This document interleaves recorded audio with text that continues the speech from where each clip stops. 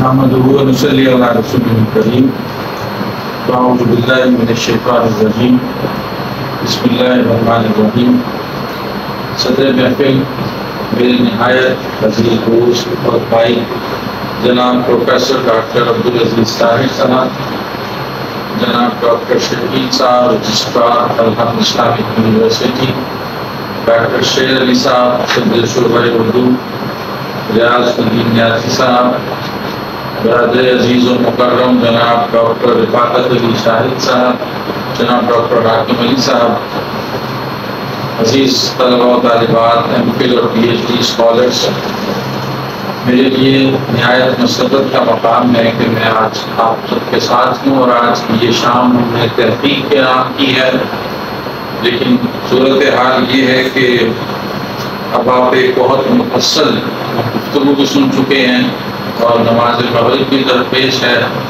سنیں میری غریبی کا تماشا دیکھنے والے، محفل اٹھ گئی جس دم تو مجھ پر دور جام آیا. تو اس کیفیت میں مجھے کلیدی خطبہ بھی آپ کی خدمت میں پیش کرنا ہے. میرا خیال ہے کہ کلیدی خطبے کے بجائے کلیدی خطبے کا اختصار پیش کیا جائے تو زیادہ بہتر، تاکہ آپ لوگوں کی صبر اور ہمت کا زیادہ امتحان نہ کیا جائے.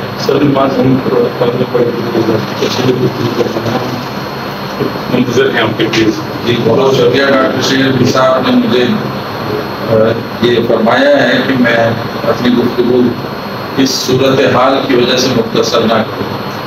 تو اب یہ آپ کی ہمتوں پر منحصر ہے کہ آپ کتنا ذوق سماعت رکھتے ہیں اور کتنا تحمل رکھتے ہیں. بہرحال یہ موضوع تو بہت تفصیل کا متقاضی ہے، لیکن میرا موقف اس کے بارے میں تھوڑا سا مختلف ہے کہ میں اسے کوئی نصابی یا درسی موضوع سمجھتا ہی نہیں. یعنی عمر بھر اس کوچے میں گزارنے کے بعد میں اس نتیجے پر پہنچا ہوں کہ تحقیق کسی رسمی نصابی درسی موضوع کا نام نہیں ہے. یہ کوئی پرچہ نہیں، یہ کوئی مقالہ نگاری کی ذمہ داری نہیں، بلکہ یہ کیا ہے، یہ زندگی گزارنے کے ایک رویے کا نام ہے. آپ کا رویہ محققانہ ہے یا نہیں ہے؟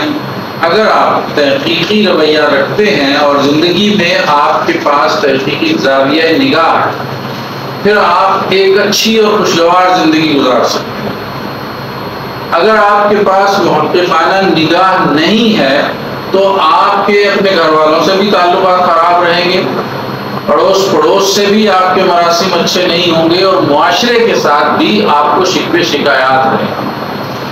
اس کی وجہ یہ ہے کہ ایک محقق مزاج شخص جو ہوتا ہے وہ جب کسی کی بات کو نقل کرتا ہے تو خیال رکھتا ہے کہ جیسے اس نے کہا تھا ویسے اس بات کو آگے پہنچایا جائے.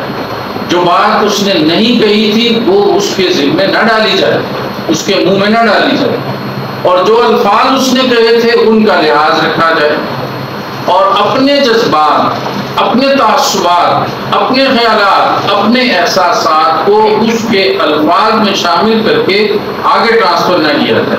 جب آپ ان چیزوں کا خیال رکھتے ہیں تو آپ کے روابط خوشگوار رہتے ہیں اور آپ کے تعلقات اپنے ملنے والوں سے، اڑوس پڑوس سے بگاڑ کا شکار نہیں ہوتے. لیکن جب آپ اپنے تعصبات کو شامل کر کے کسی کی بات کو رپورٹ کرتے ہیں، آگے بیان کرتے ہیں، تو وہ اس کی بات نہیں رہتی، اس میں آپ کے جذبات و احساسات شامل ہو جاتے ہیں، جس سے اسے بھی شکایت پیدا ہوتی ہے، اس کے بارے میں سننے والے کو بھی شکایت پیدا ہوتی ہے، اور جب وہ بات تیسرے راستے سے اس قائل تک پہنچتی ہے تو اسے آپ سے شکایت پیدا ہوتی ہے، اور یوں وہ معاشرتی نظام سارا توڑ پھوڑ کا شکار ہو جاتا ہے. تو یہ تحقیق کہ آپ پوری ذمہ داری کے ساتھ کسی کی بات کو نقل کریں، پوری ذمہ داری کے ساتھ آپ اس بات کو آگے بڑھائیں اور کوئی لفظ ایسا استعمال نہ کریں. دیکھیے ہم کہتے ہیں تدوین متن. اب تدوین متن کیا ہے؟ تدوین متن یہ ہے کہ آپ انشاء مصنف کو منشاء مصنف کے مطابق پیش کریں. مصنف اگر ایک لفظ کو، مثلا اب ذرا کا لفظ ہے، مصنف اگر ذرا کو زال سے نہیں زیر سے لکھتا ہے تو آپ کو کوئی حق نہیں پہنچتا کہ آپ اسے زال سے لکھیں، آپ بھی زیر سے ہی لکھیں گے۔ وہ اگر تیار کو تے سے نہیں توئے سے لکھتا ہے تو آپ بھی توئے سے لکھیں گے اور بتائیں گے کہ یہ اس کے مختارات املائی ہیں، یہ اس کا انتخاب ہے، یہ اس کا فیصلہ ہے۔ ابھی میں پچھلے دنوں اکبر کا ایک متن مرتب کر رہا تھا تو انہوں نے اہتمام سے یہ لکھا ہے کہ ذرا کا لفظ غلطی سے زال سے سمجھ لیا گیا ہے، یہ زے سے ہوتا ہے، اور وہ ہمیشہ اپنے خطوں میں زے سے ہی لکھتے ہیں۔ اب اکبر کے خطوط کو مرتب کرتے ہوئے اس میں رواج عام کے مطابق ذرا زال سے لکھ دیا جائے تو یہ بڑی غلطی ہوگی۔ اسی طرح تیار کا لفظ جو ہے وہ توئی سے تھا، اس لیے کہ اس میں وہی طائر پرندہ، طیران پرواز، طائرہ، تو وہ سینس تھی اس کے اندر، تو اس لیے تیار توئیں سے تھا، لیکن اب تے سے رائج ہو گیا ہے۔ لیکن اگر ایک مصنف اس کو توئیں سے ہی سمجھتا ہے اور اس پر اصرار کرتا ہے اور اپنی تحریروں میں توئیں سے لکھتا ہے تو مجھے کوئی حق نہیں کہ میں اسے تیز سے لکھوں، اپنی تحریر میں تیز لکھ سکتا ہوں۔ تو جب میں نے تدوین سے یہ کام سیکھا کہ مجھے ایک لفظ کے ایک حرف کو بھی تبدیل کرنے کا حق حاصل نہیں ہے، تو پھر میں کسی کی بات کو نقل کرتے ہوئے ایک لفظ کو ایک حرف کو کیسے تبدیل کر سکتا ہوں؟ آپ کا لہجہ معانی کو بدل دیتا ہے، آپ کی پنکچویشن معانی کو بدل دیتی ہے۔ آپ پنکچویشن میں تبدیلی لے آئیں، معانی متضاد ہو جائیں گے۔ روکو مت جانے دو کا کیا مطلب ہے اور روکو مت جانے دو کا کیا مطلب؟ دونوں متضاد ہیں، الفاظ وہی ہیں، صرف آپ نے پنکچویشن میں فرق کیا ہے نا۔ وہاں آپ نے وقفہ روکو کے بعد کیا تو اس کا مطلب روکنے کا حکم ہو گیا اور مت جانے دو کی ہدایت ہو گئی، لیکن آپ نے اگر وہی وقفہ مت کے بعد کیا تو اجازت دینے کا مفہوم ہوا کہ روکو مت جانے دو، اتنا فرق پڑ گیا، یعنی بالکل اپوزٹ میننگ ہو گئے۔ تو آپ کو تو پنکچویشن تبدیل کرنے کا بھی حق حاصل نہیں ہے، کجا یہ کہ آپ دوسروں کے الفاظ بدلیں، کجا یہ کہ دوسروں کے مفاہیم بدلیں، کجا یہ کہ دوسروں کے جذبات بدلیں، کجا یہ کہ دوسروں کے معانی بدلیں، ہرگز نہیں۔ تو جب آپ اتنی احتیاط اپنی گفتگو میں دوسرے کی گفتگو میں کرتے ہیں تو پھر آپ کے معاشرتی روابط بگاڑ کا شکار نہیں ہوتے۔ یہ تدوین کا سبب ہے۔ تو تحقیق تو مسلمانوں کا فن ہے، مسلمانوں نے سیکھا کہ اے ایمان والو، جب تمہارے پاس کوئی فاسق خبر لے کر آئے، ان جاءکم فاسق بنبأ، آگے کیا کہا؟ فتبینوا، تحقیق کر لیا کرو، ایسا نہ ہو کہ تمہیں شرمندگی اٹھانی پڑے۔ جب اللہ کے پیغمبر کے صحابہ کو شرمندگی اٹھانی پڑی، جب ایک خبر کی تحقیق کے بغیر لشکر چلا گیا تو آگے جا کر پتہ چلا کہ خبر ہی غلط تھی اور وہ تو لڑائی کے لیے تیار ہی نہیں تھی، ان کا تو کوئی ارادہ ہی لڑائی کا نہیں تھا، تو ندامت ہوئی۔ اس لیے وہ نادمین کا لفظ قرآن نے استعمال کر دیا اور ہمیں بتا دیا کہ کوئی اطلاع جب ملے تو پہلے اس کی تحقیق کر دیا۔ تو ہماری تو زندگی تحقیق، ہمارا جینا تحقیق ہے، ہمارا معاشرتی نظام تحقیق پر مبنی ہے۔ آج زندگی میں جتنی رونقیں، جتنی بہاریں آپ کو نظر آ رہی ہیں، آپ یہاں گرمی میں بیٹھے ہیں، اسی چل رہا ہے، کس چیز کا نتیجہ ہے؟ تحقیق کا نتیجہ ہے۔ آپ اندھیرے میں بیٹھے ہیں، لائٹ جل رہی ہے، کس چیز کا نتیجہ ہے؟ تحقیق کا نتیجہ ہے۔ آپ جتنی سہولتوں سے اس وقت فیضیاب ہو رہے ہیں، یہ کبھی آپ کو سہولتیں نہ ملتی اگر دنیا میں تحقیق کا رواج عام نہ ہوا ہوتا۔ تو تحقیق کے نتیجے میں ہی آپ یہ جہازوں میں اڑ رہے ہیں، گاڑیوں میں سفر کر رہے ہیں اور یہ تمام سائنٹیفک ایجادات سے استفادہ کر رہے ہیں، اس سب تحقیق کا نتیجہ۔ آپ چاند پر پہنچ گئے، اب مریخ پر جانے کی تیاریاں ہیں، تو کس کے نتیجے میں ہے؟ تحقیق کے نتیجے میں۔ تو اگر آپ کا زاویہ نظر تحقیق پر مبنی ہے تو آپ کے لیے دنیا میں امکانات کی کوئی کمی نہیں، آپ کی ترقی کی کوئی انتہا نہیں۔ اقبال نے تو ایک اور کانٹیکسٹ میں کہا نا کہ نہ خدا کی ترقی کی کوئی انتہا ہے، نہ انسان کی ترقی کی کوئی انتہا ہے۔ تو انسانی ترقی کی کوئی انتہا نہیں، بشرطے کہ وہ تحقیقی مزاج رکھتا ہو، وہ تحقیقی اسلوب سے واقف ہو، وہ تحقیق کا شیوا اختیار کرتا ہو، وہ لگے بندے ڈھرے پر زندگی گزارنے والا نہ ہو۔ تو ہمارے اردو کے ارباب تحقیق نے ہمیں جس تحقیق سے آشنا کروایا، یا اردو دنیا جس تحقیق سے آشنا ہوئی، آج کا موضوع تو اردو تحقیق تحقیق کے ارتقائی سفر پر ہے. تو اردو تحقیق کا ارتقائی سفر ہم دیکھنا چاہیں تو اس کا آغاز بنیادی اداروں میں ڈھونڈا جائے گا کہ بنیادی ادارے اردو کے کون سے ہیں. فورٹ ولیم کالج ہے, دلی کالج ہے, علی گڑھ کالج ہے. تو فورٹ ولیم کالج تو نثر کے ارتقاء میں ایک بہت اہم ادارہ ہے. وہ تو آپ کو اردو متون سے واقف کروانے کے لیے تھا, یعنی انگریزوں کو ہندوستانی تہذیب سے واقف کروانے کے لیے تھا. دلی کالج جو ہے وہ انگریزی تہذیب کو ہندوستانیوں سے متعارف کروانے کے لیے تھا. تو یہ تو تحقیقی ادارے نہیں تھے.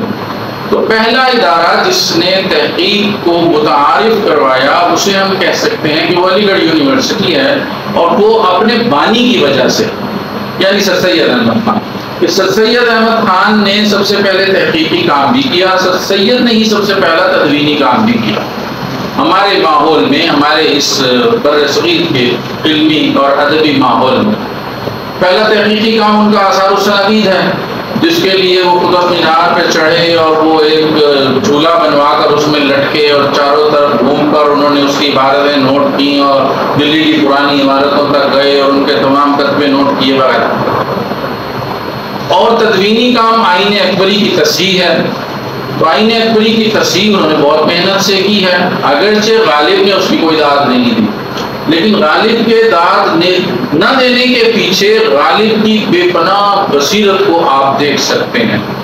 غالب کے لیے تقریض لکھنا کیا مشکل تھا, یعنی غالب نے ایسے ایسے کمزور دواوین کی تقریضیں لکھی ہیں, ایسے ایسے کمزور شعراء کو داد دی ہے کہ آج آپ ان کا نام بھی نہیں جانتے, کوئی ایک شعر بھی کوئی نہیں پڑھتا, کسی کو یاد نہیں ہے, لیکن غالب نے اس کو بہت سراہا ہے. ایک رسمی, ایک رواجی تقریض لکھنے کا انداز تھا. تو سر سید سے تو بڑے خاندانی ربابی تھے, سر سید چچا بھی کہتے تھے, تو پرانے خاندانی تعلقات کا لحاظ بھی تھا. تو غالب کے لیے کیا مشکل تھا کہ آئین اکبری کی تعریف میں بھی چند سطریں لکھ دیتے, لیکن نہیں, غالب نے نہیں لکھی. کیوں؟ یہ بھی ایک نگاہ کا فرق ہے. غالب اس نوجوان کو جانتے تھے کہ یہ بے پناہ صلاحیتوں کا حامل نوجوان ہے اور اسے مستقبل پر نظر رکھنی چاہیے. تو لہٰذا انہوں نے آئین اکبری کی تصحیح میں سر سید کی تعریف کرنے کے بجائے کہا کہ صاحبان انگلستان رانیگڑھ شیوے و آئین آنان رانیگڑھ. صاحبان انگلستان کی طرف دیکھو, ان کے شیوے اور ان کے طریقوں کو دیکھو کہ زندگی اب کس نہج پر جا رہی ہے, اس کا اندازہ لگاؤ. تو انہوں نے اس کی تعریف نہیں کی. یہ ایک اور زاویہ نظر ہے. آپ دیکھیں کہ اس کے بعد کا سر سید تبدیل ہو گیا, یعنی سر سید کو برا لگا غالب کا یہ رویہ, تعلقات خراب ہو گئے, اور سر سید نے یہ تقریر جو انہوں نے نظم کی صورت میں لکھی, ایک طویل نظم ہے, اپنی کتاب میں شامل نہیں کی. دوسروں کی تقریریں شامل کی ہیں, مرزا غالب کی تقریر شامل نہیں کی. اور غالب جو تقریریں اور اس طرح کی چیزیں کہہ کر نظر انداز کر دیا کرتے تھے, انہوں نے اس تقریر کو اپنے مجموعے میں شامل کیا, اہتمام سے شامل کیا.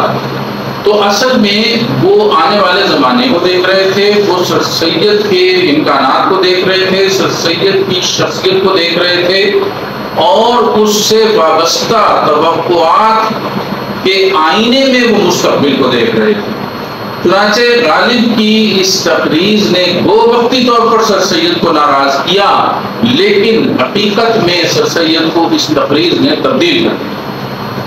اور اس کے بعد کا سر سید اس سے پہلے کے سر سید سے بالکل مختلف ہے. پھر سر سید کی نظر مستقبل پر, اس سے پہلے سر سید کی نظر ماضی پر تھی.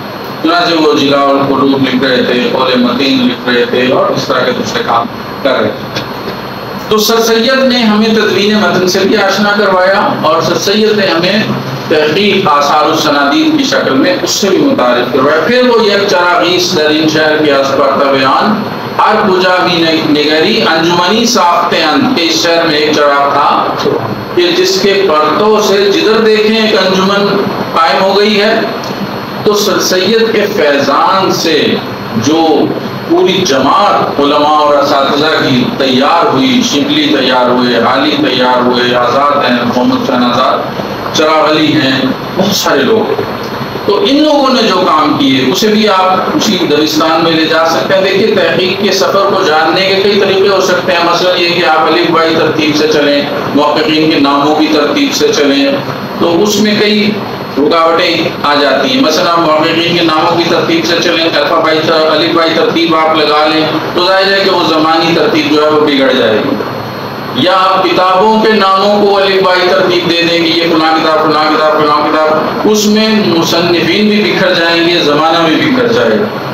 تو یا پھر آپ دبستانوں کا حساب رکھ لیں کہ فلاں دبستان، یا شخصیات کا لحاظ رکھ لیں، وہ بھی زمانی اعتبار سے بھی مرتب کیا جا سکتا ہے.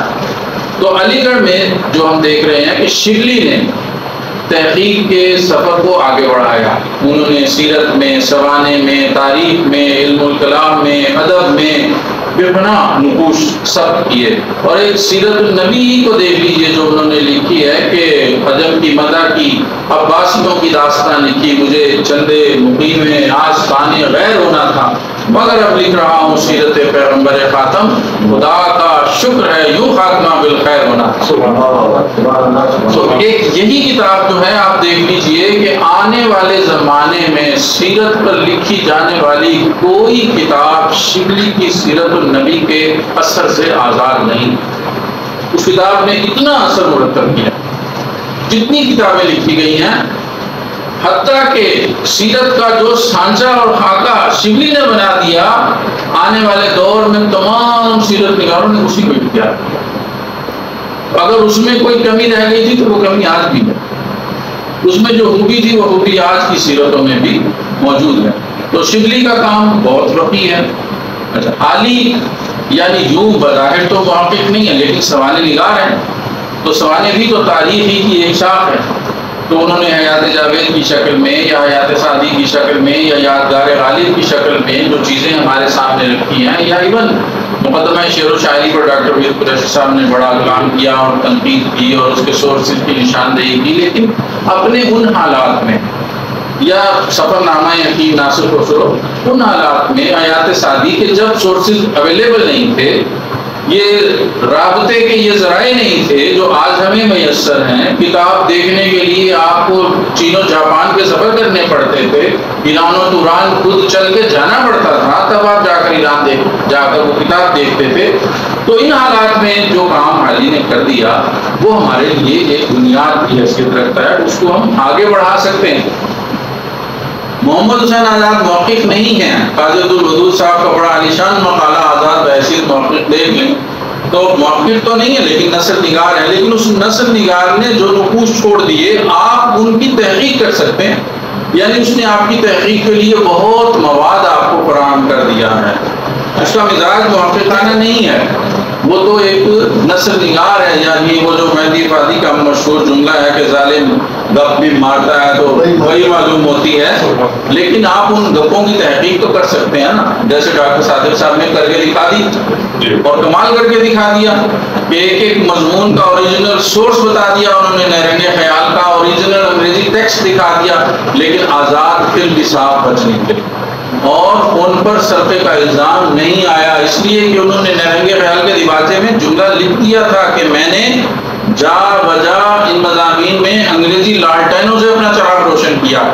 اب جب یہ تحقیق سامنے آ گئی تو آزاد پر آپ پلیجرزم کا الزام بھی لگا سکتے ہیں کہ اس نے تو یہ بات پہلے سے واضح کر دی. پھر ان کی دوسری نسل یعنی سر سید کے رفقا کی دوسری نسل جو تھی ان لوگوں نے بڑا کام کیا. مثلا وحید الدین سلیم صاحب کی جو وضع اصطلاحات ہے اپنے موضوع پر پہلی کتاب ہے، اور آج بھی آپ اصطلاحات پر لسانیات پر کوئی کام کریں تو آپ اس کو نظر انداز نہیں کر سکتے. عنایت اللہ صاحب جنہوں نے ترجمہ کیا آرنلڈ کی کتاب کا. اچھا، ستم ظریفی دیکھیے کہ میں نے لاہور کے ایک ادارے کی چھاپی ہوئی دعوت اسلام جو پریچنگ آف اسلام کا ترجمہ ہے، دیکھیے اس کے اوپر ڈاکٹر شیخ عنایت اللہ لکھا ہوا ہے، یعنی جو اورینٹل کالج میں پروفیسر تھے. حالانکہ وہ مولوی عنایت اللہ کا ترجمہ ہے اور آپ لوگ اسکالرز ہیں، کبھی آپ وہ خطوط دیکھیے جو سر سید نے مولوی عنایت اللہ کو لکھے ہوئے ہیں. مولوی عنایت اللہ صاحب ایک ایک باب کا ترجمہ کر کے ڈاک سے سر سید کو بھیجتے تھے اور سر سید اس پہ نظر ثانی کرتے تھے. جتنی باریکی سے انہوں نے تصحیح کی ہوئی ہے اس ترجمے کی، داد دینے کو جی چاہتا ہے، آج بھی قابل داد ہے. وہ خطوط سب موجود ہیں مولوی عنایت اللہ کے نام سر سید کے خطوط مکاتیب کے سر سید میں آپ دیکھ سکتے ہیں. 2 جلدوں میں شیخ اسماعیل پانیپتی صاحب کی مرتب کی مجلس ربی ادب سے چھپی ہوئی موجود ہے. تو ایک ایک چیپٹر پر کس تعمق کے ساتھ، کس باریکی کے ساتھ سر سید نے تبصرہ کیا اور اپنے شاگرد سے وہ کام کروایا ہے۔ اچھا، پھر مولوی عبدالحق صاحب نے جو کام کیا، یعنی ٹھیک ہے قاضی عبدالودود صاحب نے عبدالحق بحیثیت محقق میں سارے ان کے وہ بقی ادھیڑ کے رکھ دیے ہیں اور عبدالحق کو محقق نہیں مانا ہے، لیکن عبدالحق کا یہ اتنا بڑا اعزاز ہے کہ انہوں نے ہمیں ان متون سے آشنا کروایا کہ اگر وہ یہ کام نہ کرتے تو آج ہم ان متون سے محروم ہو چکے۔ یعنی انہیں خوش قسمتی سے دکن میں اور اورنگ آباد میں رہنے کا موقع ملا اور وہاں کے کتب خانوں میں جو مخطوطات موجود تھے انہوں نے کمال محنت کے ساتھ ان مخطوطات کو شائع کر دیا۔ ان میں غلطیاں ہیں، ان میں کمزوریاں ہیں، آپ ان کو امپروو کیجئے۔ آپ کے پاس اب میدان ہے، آپ کے پاس مولوی عبدالحق کا مرتب کیا ہوا متن موجود ہے نا، تو آپ دوسرے مخطوطے ڈھونڈ لیں اور ان کی کمپیریٹیو اسٹڈی کریں اور صحیح متن مرتب کر کے دکھا دیں۔ تو ان کے غلط متن پر تنقید کرنا تو آسان ہے، لیکن ان کے اس احسان کو جھٹلایا نہیں جا سکتا کہ انہوں نے وہ متون محفوظ کر دیے۔ انہوں نے میر کے متون، مصطفی کے متون، میر حسن کے متون اور کون سے متون ہیں جن پر انہوں نے کام نہیں کیا۔ ہاں، آپ کے لیے میدان کھلا ہے، وہ صبرس ہو، ریاض الفصحاء ہو، ہندی گویاں ہو، نکات الشعراء ہو، دیوان نصرتی ہو، معراج العاشقین ہو، مخزن نکات ہو، تمام متون انہوں نے آپ کے ہاتھ میں دے دیے ہیں۔ اگر وہ یہ نہ کرتے تو وہ مخطوطے کسی موسیٰ ندی کی طغیانی میں بہہ گئے ہوتے اور آج آپ ان سے ہمیشہ کے لیے محروم ہو چکے ہوتے۔ سلام ہے مولوی عبدالحق صاحب پہ جنہوں نے وہ محفوظ کر دیے اور ہم ان سے محروم نہیں ہوئے۔ اچھا، پھر ان کے کانٹمپریریز میں جیسے مثال کے طور پر اکبر ہیں کہ جو ساری زندگی تنقید کرتے رہے، مغربی تہذیب پہ بھی تنقید کی، سر سید پہ بھی تنقید کی، لیکن ان کے ہاں بھی تحقیق کا رجحان موجود تھا۔ آپ دیکھیے کہ بلنٹ کی جو کتاب ہے فیوچر آف اسلام، اس کا انہوں نے انگریزی سے اردو میں ترجمہ کیا ہے، اسلام کی حالت آئندہ۔ تو ابھی میں ان کے خطوط پہ کچھ کام کر رہا تھا تو میں نے دیکھا کہ وہ ایک اور کتاب کا ترجمہ بھی کرنا چاہ رہے تھے، ریلیجن اینڈ ریئلٹی، اس کا ترجمہ بھی، اور اس کے علاوہ تقویت الایمان کا وہ انگریزی میں ترجمہ کرنا چاہتے تھے۔ پھر علامہ اقبال کو وہ کہتے رہے کہ آپ تقویت الایمان کا انگریزی میں ترجمہ کریں۔ تو یہ ایک رجحان انہوں نے، پھر علامہ اقبال خود کہ علامہ اقبال نے ریکنسٹرکشن کی صورت میں پوری اسلامی فکر پر ایک تجدیدی نگاہ ڈالی اور آپ کے لیے راستے کھول دیے۔ آپ reconstruction of religious thought in Islam کا دیباچہ پڑھیں، دیباچے کے اندر انہوں نے کہا ہے کہ یہ باتیں ضروری نہیں ہے کہ آپ ان کو تسلیم کر لیں، یہ باتیں آپ کے لیے فوڈ فار تھاٹ ہیں، آنے والا زمانہ انہیں آگے بڑھائے، ان پر تنقید کرے اور ان پر آمنا و صدقنا نہ کہے، یہ آپ کے لیے ایک دعوت فکر ہے، آپ ان کو آگے لے کر چلیں گے۔ تو اقبال نے بڑا کنٹریبیوٹ کیا اس حوالے سے۔ پھر مولانا محمد علی جوہر ہیں، ظفر علی خان ہیں، حسرت کوہانی ہیں، ان سب لوگوں کے کام جو ہیں وہ اسی سورس سے جا کر ملتے ہیں، اسی دریا سے جا کر ملتے ہیں جس کا نام سر سید احمد خان ہے۔ اچھا، اس کے بعد پھر جب یہاں انجمن پنجاب قائم ہوتی ہے لاہور میں اور اس کے نتیجے میں اورینٹل کالج بنتا ہے، پنجاب یونیورسٹی قائم ہوتی ہے، تو تحقیق کا ایک نیا زاویہ ابھرتا ہے۔ آپ دیکھیں 1865 میں انجمن پنجاب قائم ہوتی ہے، 1870 میں اورینٹل کالج قائم ہوتا ہے، 1882 میں پنجاب یونیورسٹی قائم ہوتی ہے۔ تو ڈاکٹر لائٹنر نے یہاں تحقیق کی ایک نئی شمع روشن کی۔ اب لائٹنر آپ کو پتہ ہے ہنگیرین تھا، وہ انگریز برطانوی نہیں تھا، وہ اور کرسچن تھا، لیکن وہ علوم اسلامیہ کا فاضل تھا، یعنی اس نے قسطنطنیہ میں رہ کر قرآن، حدیث، تفسیر، فقہ، کلام تمام علوم حاصل کیے ہوئے تھے، 15-16 زبانوں کا وہ عالم تھا، اور اس نے عربی زبان میں تصانیف کی ہیں، مثلا مقدمۃ الصرف اس کی کتاب پنجاب یونیورسٹی نے شائع کی، مقدمۃ النحو اس کی کتاب پنجاب یونیورسٹی سے شائع ہوئی۔ میرے پاس ان کے اولین نسخے موجود ہیں جن پر اسٹیمپ بھی لگی ہوئی ہے اور لکھا ہوا ہے کہ جس کتاب پر پنجاب یونیورسٹی کی مور نہ ہو مال مصروف کا تصور ہوگی، رجسٹرار کی اسٹیمپ لگی ہوئی، سنین اسلام اس نے لکھی۔ تو ایک نئی لہر یہاں پر تحقیق کی اس طرح سے متعارف کروائی گئی، اور پھر اورینٹل کالج میں ڈاکٹر لائٹنر کے زیر اثر جس روایت نے فروغ پایا، جس میں پھر مولوی شفیع صاحب ہمارے پاس آتے ہیں، عبدالحکیم کلانوری آتے ہیں، مولانا فیض الحسن سہارنپوری آتے ہیں، اور اس کے بعد پھر حافظ محمود شیرانی صاحب اور ڈاکٹر وحید قریشی صاحب، ڈاکٹر سید عبداللہ صاحب، یہ لوگ اس شمع کو لے کر آگے بڑھتے ہیں۔ تو یہ ایک بالکل نئی لہر جو ہے اردو تحقیق میں ہمارے سامنے آ جاتی ہے۔ ان لوگوں نے متون کی صحت پر زور دیا اور محنت کو اپنا شیوا بنایا، یعنی وقاتا اور لے دوڑی کا شیوا انہوں نے اختیار نہیں کیا، انہوں نے متون کی صحت پر، وہی جو میں نے آپ سے آغاز میں بات کی کہ تحقیق جو ہے وہ ایک ایک لفظ پر خون پسینہ بہانے کا نام ہے۔ میں نے میر سوز کے کلیات کی تدوین کی، ایک کام پر 25 سال لگے، ربع صدی میں نے ایک ٹیکسٹ پر لگائی ہے، تو ربع صدی محنت کرنے کے بعد وہ ٹیکسٹ میرا تو نہیں ہو گیا، وہ تو میر سوز ہی کرا۔ یہ ہے تحقیق اور تدوین کا فن کہ آپ اپنی عمریں لگا دیتے ہیں دوسروں کے متون پر، وہ متن انہیں کا رہتا، لیکن آپ کا کنٹریبیوشن یہ ہے کہ آپ نے آنے والے زمانے کو ان کا متن صحیح شکل میں پہنچا دیا۔ تو لاہور میں جو شمع روشن ہوئی وہ آج تک اپنا فیضان جو ہے، وہ اپنی روشنی جو ہے وہ پھیلا رہی ہے، اور وہ تحقیق متون کی شمع تھی اور محنت کے ساتھ کسی متن کی بازیابی کی شمع تھی۔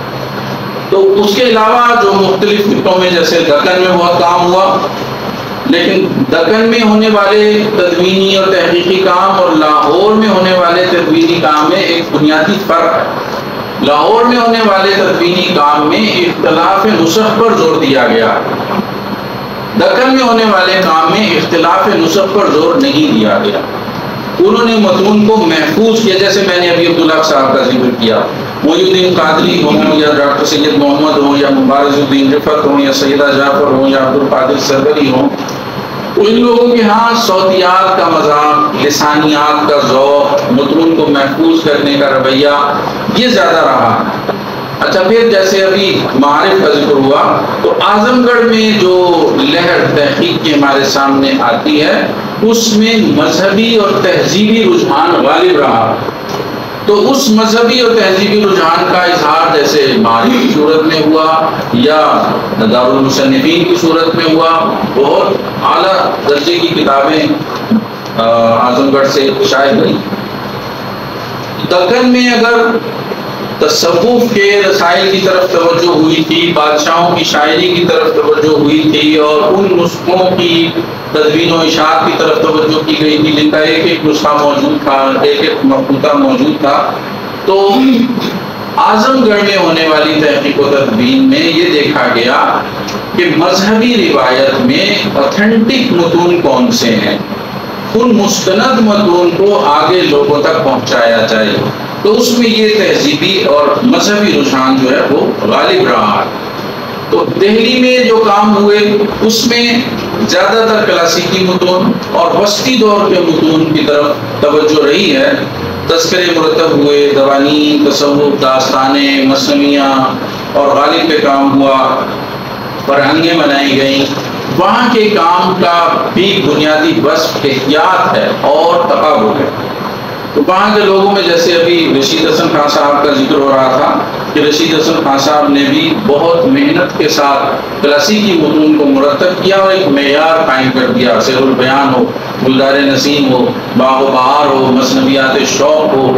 آپ دیکھیں کہ وہ ایک سٹینڈرڈ ہے کہ آج بھی اگر ہم اپنے طالب علموں کو، اپنے اسکالرس کو تدوین متن کا اعلیٰ نمونہ دکھانا چاہیں تو ہمارے ہی عہد کے ایک محقق رشید حسن خان صاحب نے اعلیٰ ترین نمونہ جو ہے وہ پیش کر دیا۔ مالک رام صاحب کا ذکر آپ نے سنا، مالک رام صاحب نے بہت اعلیٰ کام کیا۔ میں مصر میں رہتا تھا، آپ حیران ہوں گے کہ مصر میں پاکستان کا کمرشل سیکشن 2008 میں قائم ہوا۔ ہندوستان پاکستان اکٹھے ہی کے ناظر، اور ہندوستان کا کمرشل سیکشن 1948 میں موجود تھا، اور ہندوستان کا کمرشل اٹیچی کون تھا مصر میں؟ مالک رام۔ مالک رام صاحب نے مصر میں رہ کر جو کام کیا، اور وہ دیکھ لیں آپ غبار خاطر کی ایڈیٹنگ میں جتنے عربی منابع کی طرف انہوں نے توجہ دلائی یا نشاندہی کی ہے، وہ بہت اچھی عربی جانتے تھے مالک رام صاحب۔ مالک رام صاحب کے عربی دانی کے پیچھے ان کا قیام مصر ہے، وہاں سے اردو میں عربی میں کتاب چھپی تھی قواعد اللغت الکردی، یا محمد لقمان صدیقی ایک صاحب تھے ان کی لکھی ہوئی، اس کا دیباچہ 1948 میں مالک رام نے لکھا ہے، اور وہ اسکندریہ میں بیٹھ کر لکھا گیا۔ تو مالک رام صاحب نے بہت عمدہ کام کیا، بہت اعلیٰ درجے کا کام، جیسے غالبیات پر ان کا کام ہے، یا مولانا ابوالکلام آزاد کے متون جیسے تذکرہ ہے، غبار خاطر ہے، خطبات آزاد ہے، تو بہت اعلیٰ درجے کا کام انہوں نے کیا ہے۔ پھر ڈاکٹر تنویر احمد علوی صاحب کا بھی ذکر کرنا چاہیے، جنہوں نے اصول تحقیق و ترتیب متن اور کلیات ذوق اور ذوق سوانے اور انتقال کی صورت میں بہت اچھے تحقیقی نمونے پیش کیے ہیں۔ دلی کے ساتھ لکھنؤ کا دبستان پورا ہمارے سامنے ہے، مسعود حسن رضوی ادیب، یا عبد الباری آسی، یا شمیمن منوی، یا محمود الہی صاحب، یا نور الحسن ہاشمی، یا اکبر دلی کاشمیری، لیکن ان لوگوں کا زیادہ رجحان جو ہے وہ لکھنؤ ہی کے مصنفین اور شعراء کی طرف، یعنی وہ اپنے خطے کے لوگوں کو زیادہ اہمیت دیتے ہیں، اور انہی کے متون اور انہی کے موضوعات، انہی کے دواوین، انہی کے کلیات، انہی کے تذکرے، انہی پر تحقیق و تدوین اور انہی کے مقدمے وہ زیادہ تر پیش کرتے ہیں۔ اور لکھنؤ اور دلی کے بعد بمبئی کی طرف آپ دیکھیں تو بمبئی کے لوگوں نے بہت اچھے بعض نمونے پیش کی۔ خالیدار بختر رضا صاحب کا دیوان غالب کامل نہایت عمدہ کام ہے، جس میں انہوں نے غالب کے کلام کی توقیت کی ہے۔ توقیت کا مطلب اس کی ٹائمنگ بتانا کہ کون سی غزل کب لکھی گئی، کس سن میں لکھی گئی۔ اب ظاہر ہے کہ سارے کلام کا پتہ نہیں چلایا جا سکتا، انہوں نے مختلف ماخذ کے ذریعے سے، قیاس آرائی کے ذریعے سے، تحقیق کے ذریعے سے بتایا ہے کہ اگر وہ یہ نہیں بتا سکے تھے کہ کس تاریخ کو لکھی گئی، انہوں نے یہ بتا دیا کہ فلاں سن اور فلاں سن کے درمیان لکھی گئی۔ جیسے سید وزیر الحسن عابدی صاحب نے یہی کام غالب کی فارسی غزلیات کے حوالے سے کیا، غزلیات فارسی غالب پنجاب یونیورسٹی نے شائع کی ہوئی ہے۔ انہوں نے بھی میان فلان و فلان، یعنی اس سن اور اس سن کے درمیان یہ لکھی گئی۔ تو عبدالرزاق قریشی صاحب کا کام بھی بمبئی کا ہے۔ رامپور میں ابھی رفعت علی شاہ صاحب نے مولانا امتیاز علی خان نقشی صاحب کا وجہ طور پر ذکر کیا۔ مولانا امتیاز علی خان نقشی صاحب ایک بہت معیاری تحقیق پیش کرنے والے محقق ہیں، اردو میں، عربی میں، فارسی میں ان کی استعداد نہایت عالمانہ، انہوں نے جس جہت میں بھی کام کیا ہے وہ ایک سند کا درجہ رکھتا ہے۔ اور دستور الفصاحت کا ذکر ہوا جو احد علی خان یکتا کی بنیادی طور پر لسانیات کی کتاب ہے، تو انہوں نے اس میں بہت محنت دکھائی ہے، اور بلا شبہ وہ بہت اچھی کتاب ہے اور کمال کے اس پہ حواشی لکھے ہیں، لیکن اس میں دوسری جہت سے بھی دیکھنا چاہیے، اس میں متن مغلوب ہو گیا ہے اور حواشی غالب آ گئے اور متن نامکمل رہ گیا ہے۔ مثلا انہوں نے وہ پوری کتاب پیش ہی نہیں کی، کتاب کا مقدمہ اور کتاب کا خاتمہ ہے صرف دستور الفصاحت، کتاب کہاں ہے وہ غائب ہے، گویا داڑھی سے منہ سے بڑی ہو گئی۔ اور بعد میں پھر وہ چلن جو تھا جس کو لوگوں نے اختیار کرنے کی کوشش کی، لیکن وہ آگے بڑھ نہیں سکا۔ پٹنہ میں قاضی عبدالودود صاحب نے، کلیم الدین احمد نے، عطا کاکوی نے اور حمید عظیم آبادی وغیرہ نے بہت اچھے کام کیے۔ قاضی صاحب جو ہماری عناصر خمسہ میں شمار ہوتے ہیں، قاضی عبدالودود صاحب بنیادی طور پر بیرسٹر تھے، اور ان کی وہ بیرسٹری جو ہے وہ ان کی تحقیق میں نظر آتی ہے۔ جس طرح ایک قانون دان جو ہے وہ نقطہ کی خطہ آرائی کرتا ہے، دوسروں کو پکڑتا ہے، اس کے ایک لفظ کو پکڑتا ہے، اس طرح وہ بھی پکڑتے ہیں، لیکن ان کی تحقیق کا مسئلہ یہ ہے کہ اس کے اندر ریڈیبلٹی بہت کم ہے، یعنی اردو میں کہیں تو خوانائی اس کی بہت کم ہے، اس کا پڑھنا بہت مشکل ہے، وہ ایبریویشنز، مخففات بہت زیادہ بناتے ہیں، اور وہ عجیب و غریب مخففات ہیں، جس کی وجہ سے اس کی خوانائی یعنی ریڈیبلٹی بہت بری طرح متاثر ہوتی ہے۔ کلیم الدین احمد صاحب نے 2 تذکرے مرتب کی ہے، لیکن وہ بہت اچھا نمونہ وہ پیش نہیں کر سکے تحقیق کا۔ تنقید میں تو ظاہر ہے کہ کلیم الدین احمد بہت بڑا نام ہے، اردو تنقید پر ایک نظر، اردو شاعری پر ایک نظر، ان کی کتابیں بہت متداول رہی ہیں، آج بھی پڑھی پڑھائی جاتی ہیں، لیکن وہ دوسرے شعبے جن میں گئے ہیں، جیسے یہ تحقیق و تدوین کا شعبہ ہے، یا شاعری جیسے انہوں نے نظموں کا اپنی مجموعہ شائع کیا ہے، انہیں وہ ویسا نقش ثبت نہیں کر سکے. تو آج جو تحقیق ہو رہی ہے یہ ارتقائی سفر کی بات ہے. آج جو جامعات میں تحقیق ہو رہی ہے اس ساری روایت کے بعد وہ تحقیق نظریہ ضرورت کی تحقیق ہے. یعنی اس میں لوگ محقق نہیں ہیں، وہ طلبگار ہیں، اور طلبگاران علم و ادب نہیں ہیں، طلبگاران سند ہیں. اور وہ سند بھی کس لیے حاصل کرنا چاہتے ہیں؟ اس لیے نہیں حاصل کرنا چاہتے کہ وہ علم و فضیلت کا کوئی نشان ہے. وہ اس لیے حاصل کرنا چاہتے ہیں کہ اس سے انکریمنٹ ملتا ہے، اور اس سے پی ایچ ڈی الاؤنس ملتا ہے، اس سے ایم فل الاؤنس ملتا ہے. تو ہر بلحوث نے حسن پرستی شعار کی، اب آبروئے شیوہ اہل نظر گئی. اب کوئی مشفق خواجہ جائزہ مخطوطات اردو کیوں مرتب کرے گا؟ کیوں زندگی گلا دے گا؟ اپنی کراچی کے کتب خانوں میں موجود مخطوطوں کی فہرست بنائے اور اس مخطوطے کے ہم موضوع دنیا بھر کے مخطوطوں کی معلومات آپ کو دے دیں. یا کوئی جمیل جالبی مصنوعی نظامی قدم راؤ کیوں مرتب کرے گا؟ آنکھوں کا لہو کیوں ٹپکائے گا؟ کوئی غرض نہیں تھی، ایک پیسہ بھی نہیں جالبی صاحب کو ملا، اس کا کوئی معاوضہ نہیں ملا اس کام کا. اور کام وہ تھا جسے بڑے بڑے چوم کر اس بھاری پتھر کو چھوڑ چکے. مولوی عبدالحق صاحب نے وہ جو ہمارے تھے فرید آباد سے بلائے تھے مشہور اسکالر جنہوں نے تاریخ میں لکھی ہے، تو وہ بلایا انہوں نے یہ اسائنمنٹ دی، لیکن وہ یہ کام نہیں کر سکے. تو جالگی صاحب نے رضاکارانہ کام کیا، کوئی معاوضہ اس میں انوالو نہیں ہے، حتیٰ کہ اس کتاب کی رائلٹی بھی نہیں ہے. تو کام تو اس طرح ہوتے ہیں. تاریخ ادب اردو ٹھیک ہے، ایک جلد تو ان کا تحقیقی مقالہ تھی، باقی جلدیں تو تحقیقی مقالے نہیں تھے. تو آپ دیکھ لیجئے کہ فرد واحد کا کام ہے. تو جن اچھے مقالوں کی مثالیں دی جاتی ہیں وہ ضرورت سے نہیں، وہ داخلی تحریک سے لکھے گئے، وہ جذبے سے لکھے گئے ہیں، وہ ذوق و شوق سے لکھے گئے ہیں. اب یعنی وہ بہت اعلیٰ مقالوں میں شاید آپ نہ شمار کریں، لیکن اردو ادب کی تحریک میں ایک بہت اچھا مقالہ ہے. اب وہ ایک انجینئر نے لکھا ہوا ہے جو عملاً ایگزیکٹو انجینئر ہے، اریگیشن ڈپارٹمنٹ میں کام کر رہا ہے. کیوں لکھا ہے؟ ایک ذوق و شوق ہے، ایک طلب ہے، ایک لگن ہے، جس کے نتیجے میں وہ ایک اچھا مقالہ لکھنے میں کامیاب ہو گئے. حنیف نقوی صاحب کے مقالے کا بھی ذکر ہوا، بلا شبہ بہت اعلیٰ درجے کا اردو تذکروں پر انہوں نے کام کیا. تو اچھے کام موجود ہیں، اس دور میں بھی موجود ہیں. لیکن آخر میں ایک کمی کی طرف میں اشارہ ضرور کرنا چاہوں گا. میری بھی عمر گزر گئی، 30 سال مجھے پنجاب یونیورسٹی میں پڑھاتے ہوئے ہو گئے، اور اس سے پہلے میں نے کچھ اور اداروں میں بھی پڑھایا، اور خود میں نے بھی چھوٹے موٹے کام کیے اور بہت سے کام کروائے.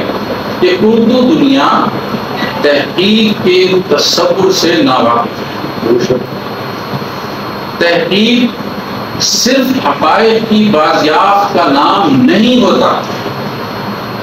آپ نے پرانا متن نکال کے دے دیا، میں نے 25 سال لگا دیے ویل سوچ پر، یہ مقصد نہیں ہے. آپ نے کسی گمشدہ صداقت کو تلاش کر لیا اور لوگوں تک پہنچا دیا، بڑا کام کیا، بڑی محنت کی، بہت بڑی اچیومنٹ، لیکن یہ مقصد نہیں ہے.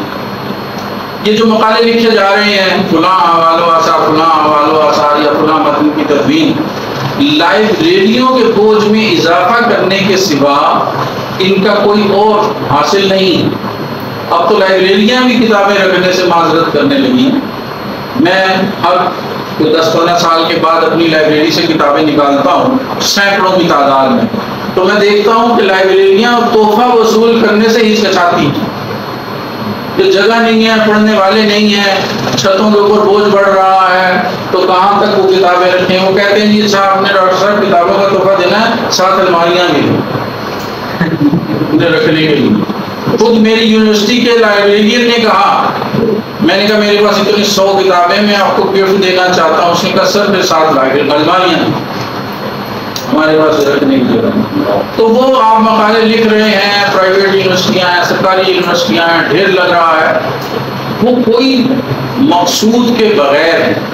مقصود تو ہے وہ وہی ہے جس کا میں نے ذکر کیا کہ تنخواہ ہے، انکریمنٹ ہے، یہ مقصود، یہ تو ظاہر ہے بڑا اعلیٰ مقصود نہیں. مقصود کیا ہوتا ہے تحقیق سے؟